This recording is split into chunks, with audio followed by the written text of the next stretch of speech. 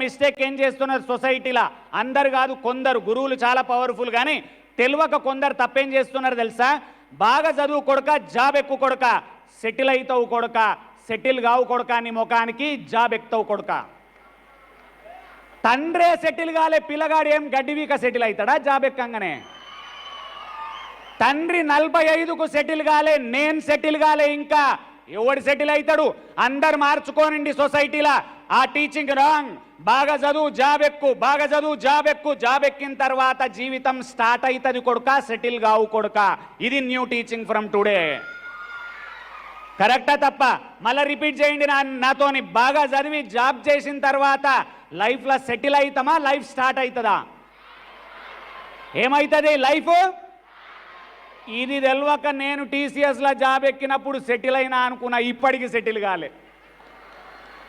ఇప్పటికి ఇంకా తిరుగు. ఇప్పుడు ఫుల్ సెటిల్ అయితే ఎందుకు వచ్చి ఓర్తా, ఇంత ఓర్రుడు ఎందుకు? హైదరాబాద్లో వండుకోవచ్చు కదా. ఇంకా కష్టపడితేనే ఉన్నాం, సెటిల్ కాం లైఫ్లో. సెటిల్మెంట్ అంటే ఏందో జనాలకు అర్థమైతలేదు. సెటిల్మెంట్ అంటే ఏంది?